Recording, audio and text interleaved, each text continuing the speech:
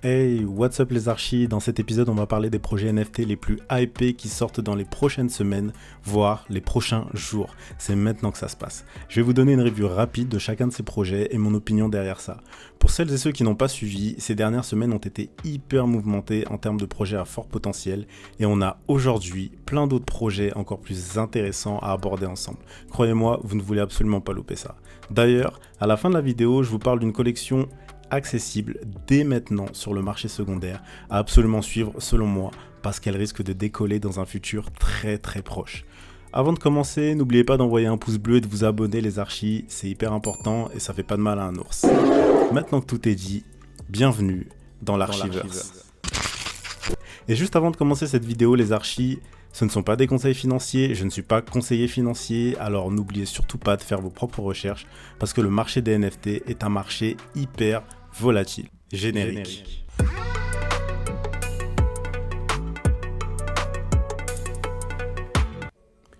Les archis, la première collection dont on va parler, c'est les Rare Bears, donc les ours rares, si je traduis. C'est une collection qui a plus de 100 000 followers sur Twitter et 150 000 membres dans leur Discord, donc c'est énorme, la hype est vraiment big.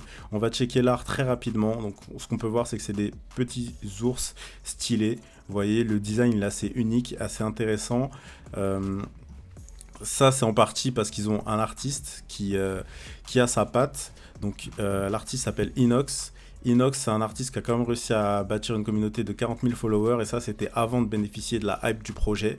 Donc, si vous allez plus bas dans son feed, vous allez voir que il a déjà du monde qui le suivait pour son art parce qu'il a vraiment sa patte à lui. D'ailleurs, on le voit là sur son site internet. Il a vraiment sa patte, son style. On le reconnaît même si c'est pas la collection. On voit que c'est lui derrière ça. Donc, c'est intéressant parce que du coup, l'artiste, quand on va sur le site de Rare Bears, l'artiste, il se montre, il se cache pas, et ça c'est super important, c'est pas un inconnu qui débarque, il a une fanbase derrière lui. On va se focaliser sur la roadmap. La roadmap, je vous le dirai jamais assez, mais c'est hyper important, que ce soit pour du holding, c'est-à-dire que vous souhaitiez conserver votre NFT, voir s'il prend de la valeur et le revendre plus tard, ou alors que vous souhaitiez faire du flipping, c'est-à-dire l'acheter et le revendre tout de suite. Les amis, il faut vraiment regarder la roadmap parce que c'est ce qui va déterminer la crédibilité du projet, tout simplement. On va se pencher dessus très rapidement. Le level 1, c'est la collection qui apparaît, donc c'est le drop de la collection. Il y a 7777 NFT, il y a 7 légendaires et il y a un prix de mint de 0.18 ETH. 0.18 ETH, de tête, ça fait 400 à 450 euros. Donc c'est quand même un petit billet, ils se font plaisir, on va pas se mentir. Mais peut-être que c'est justifié par rapport à la hype du projet. Ok, le level 2, c'est une deuxième collection qui apparaît, avec des drops pour ceux qui possédaient la première collection, des marchandises exclusives et des partenariats. Ils vont lancer des partenariats. Le level 3, c'est qu'il y a une troisième collection qui apparaît, en 3D ce coup-ci, avec des pièces exclusives physiques, plus des combos. On ne sait pas vraiment ce que c'est les combos. Une action charité. Le level 4, c'est les beers en physique qui sont collectionnables, on peut les collectionner, donc ça va être des jouets à collectionner, plus des combos, on sait toujours pas ce que c'est, et des tutoriaux spécifiques, exclusifs de la part de Inox, de l'artiste, pour nous apprendre certainement à dessiner un petit peu comme lui, donner des conseils pour ceux qui ont un peu la fibre artistique. Le level 5, c'est qu'ils arrivent dans la métaverse, donc ça c'est la terre promise, ils n'ont pas le choix. Si on promet pas la métaverse, on n'est pas un projet d'NFT, on n'est pas crédible. Alors que bon, voilà, des fois c'est juste une promesse, mais on sait pas trop où on va, mais en tout cas, faut l'écrire. Donc ils l'ont écrit comme tout le monde et c'est très bien. Ils vont créer leur propre monnaie, donc leur propre token, qui s'appelle Oni. Oni, c'est du miel, je fais la traduction. Le level 6, c'est le lancement des attributs pour les Rare Bears, toujours leur apparition dans la Metaverse. Et ce qui va être intéressant, c'est que le token, donc le Oni, le miel, on va pouvoir l'utiliser pour modifier les attributs de nos NFT et on va pouvoir swap, donc switcher ces tokens contre de la crypto, contre de l'ETH, donc contre de l'argent de manière indirecte. Donc ça peut être cool. Voilà. On va aller check rapidement l'équipe. Donc l'équipe, vous voyez, c'est des gens qui se montrent, ils n'ont pas peur de se montrer. On a leur Twitter, on voit leur visage, ils se cachent pas. Ça, c'est super important aussi, hein, d'avoir au moins quelques infos sur les membres de l'équipe, voilà, qu'on se dise pas qu'ils vont se barrer avec notre argent et qu'on sait même pas qui c'est. Eux, voilà, c'est leur projet, ils foirent, et on sait qu'ils ont mis leur crédibilité en jeu, et ça, c'est super important. L'artiste aussi. Donc voilà. Mon avis sur le projet, les amis, c'est que pour moi, c'est un projet qui a un très fort potentiel. À titre personnel, je ne suis pas très fan de l'art. Par contre, il est très coloré. L'artiste, il a un style unique. Et ça, de toute façon, l'art, c'est subjectif. Le style, il est unique et ça, je le reconnais. Ça fait penser au Karafuru d'ailleurs. Karafuru, vous voyez le petit personnage sur la gauche, là en fond, qui mange une pastèque. Bah, ça, c'est la collection Karafuru qui a complètement cartonné. Là, elle se maintient très très bien et elle avait une très grosse hype, un peu du même genre. Donc voilà, c'est hyper intéressant de ce point de vue-là. Maintenant, la roadmap, elle n'est pas exceptionnelle, mais elle est quand même solide. C'est un schéma qui a été prouvé. Donc voilà, à suivre. Les archis, la deuxième collection, c'est Kibatsu Mecha. On va aller tout de suite jeter un coup d'œil à l'art. Donc l'art, il est quand même assez dingue. C'est des petits robots animés en 2D. Donc c'est vraiment... toute la collection est animée en 2D. Je pense qu'il va y avoir... la rareté va se faire sur les couleurs et sur certainement les petits personnages qui sont en haut des robots. Mais ouais, franchement, c'est très coloré. C'est hyper bien designé. C'est assez dingue. Je vous cache pas qu'au niveau de la roadmap, il n'y a rien. C'est clairement un projet basé sur l'art. Et au moins, il s'en cache pas. Il n'y a pas de fausses promesses. Et ça, je trouve ça cool. On va aller faire un petit tour du coup sur l'Instagram d'un des founders, donc qui s'appelle Jerry Liu. Jerry Liu, on voit en fait que ça fait un petit moment qu'il bosse sur la collection, hein, vraiment. C'est pas arrivé comme ça, un projet qui a été rush au dernier moment et on sort sur la vague des NFT. Non, vraiment, ça fait un moment qu'il est dessus. Donc du coup, ouais, c'est assez dingue. Le deuxième founder, c'est le développeur qui s'appelle Maker. Maker, il a 12 000 followers, donc il est quand même assez suivi. Et on voit en fait que il se montre, il a pas peur de se montrer, il assume qui il est, et ça c'est cool, comme je vous le dis, hein, vous allez voir énormément de projets où les founders, on les voit pas, on sait pas qui c'est, et ça c'est hyper dérangeant honnêtement. Il a aussi fait partie du random, enfin il fait partie du random caractère collectif qui a aussi sorti Invisible Friends. Je vous conseille d'aller juste jeter un coup d'œil à la collection Invisible Friends. Vous allez voir le floor price, donc c'est le prix plancher de la collection. Si vous voulez rentrer dedans, il est vachement élevé. Donc vous allez voir, c'est des projets assez sérieux. Donc c'est hyper rassurant de savoir qu'il y a un mec comme ça derrière. Donc voilà, pas grand chose de plus à dire dessus. Je vais vous donner du coup mon avis très bref.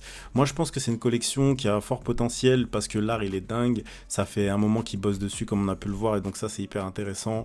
Il se cache pas au niveau de la roadmap. Pour l'instant il n'y a pas grand chose, il n'y a pas d'infos. Sur le nombre de membres dans le Discord, on le sait pas parce que pour l'instant leur Discord il est privé. C'est sur sélection pour rentrer dedans.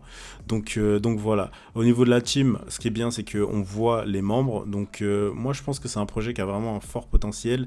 Ils font en plus preuve d'une croissance organique, ce qui fait qu'on voit que sur leur poste, ils poussent pas comme des tarés pour offrir des cadeaux et faire monter leur communauté. Non, c'est pas leur but. Eux, c'est organique. De toute façon, ça fait des mois qu'ils bossent sur le projet. Je pense qu'ils sont pas 1 ou 2 mois près. Donc voilà, ils ont pris leur temps et c'est très intelligent de leur part.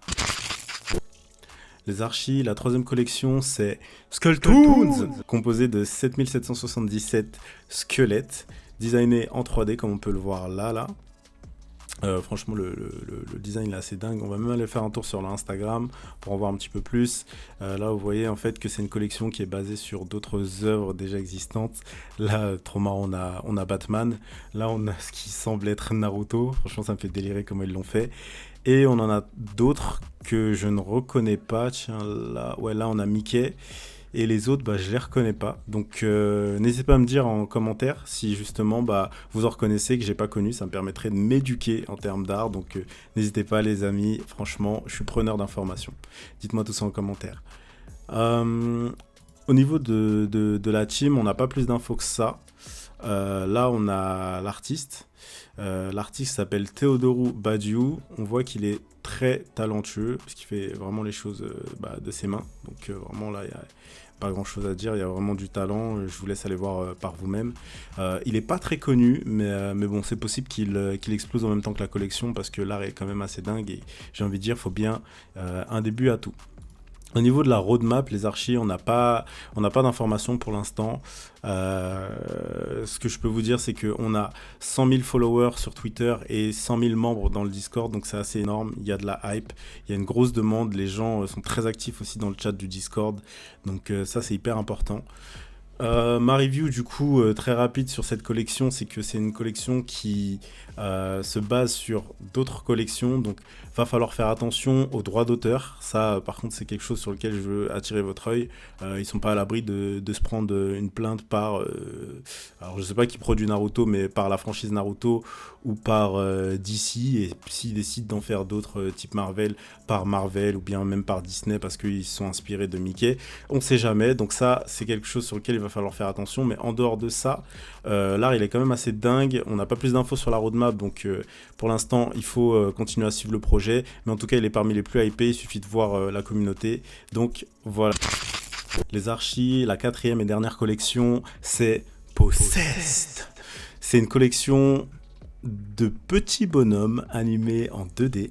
Comme vous pouvez le voir, en fait, ils vont être possédés. Et lorsqu'ils sont possédés, ils se transforment en quelque chose de complètement différent. Franchement, l'art, il est dingue. L'animation, elle est dingue. Par contre, on n'a pas de site internet, pas de roadmap, pas de Discord, parce que pour l'instant, ils en sont qu'au stade de building, de la hype, building de la communauté. Donc voilà, on est encore à l'early stage, hein, ce qu'on appelle. On est encore au tout début chez eux. Et malgré ça, regardez, ils ont plus de 60 000 followers sur Twitter et ils ont 8 000 abonnés sur Instagram. On voit leur design, franchement, il est vachement cool, hein, honnêtement. Tiens, regardez, on va regarder ça. On peut se le permettre parce qu'il n'y a pas beaucoup d'informations à donner sur cette collection. Mais voilà, donc je pense que c'est une collection qu'il faut impérativement suivre de près et voir ce que ça donne, notamment quand le Discord va ouvrir. Pour l'instant, il n'est pas encore ouvert. On va aller chercher des informations du coup sur les founders. Donc on a TMW et Joe.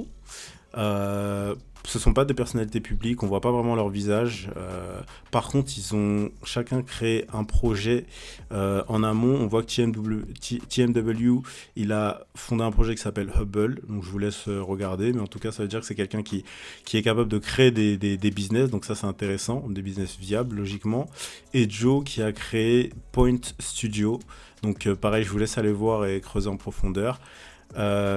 Que dire de plus? Honnêtement, mon avis sur le projet, c'est que c'est un projet qui, pour l'instant, on est encore à son early stage, hein, comme je vous l'ai dit, et pourtant, juste de par leur art et leur manière de communiquer, ils arrivent à build une communauté assez solide, donc c'est hyper intéressant. Je pense que c'est à suivre, parce qu'il y en a très peu des projets avec ce type d'animation, donc voilà.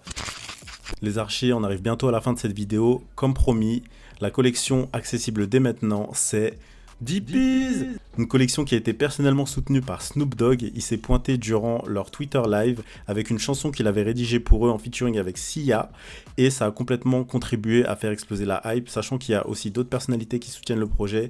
On va y avoir donc Snoop Dogg, comme on l'a dit, on va y avoir Sia, il va y avoir Danny Lay et d'autres personnalités. Donc je vous laisse faire vos recherches, regardez juste un petit peu la collection, vous voyez, c'est hyper coloré, ça donne envie, ça crée de la hype en fait, c'est ce qui marche en ce moment, c'est vraiment ce type de projet.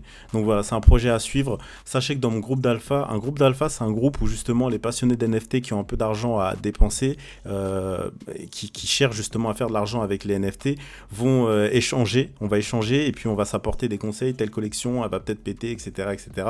Moi, j'avais annoncé une autre collection qui s'appelle Quirkies dernièrement et je leur avais dit, les gars, il faut y aller.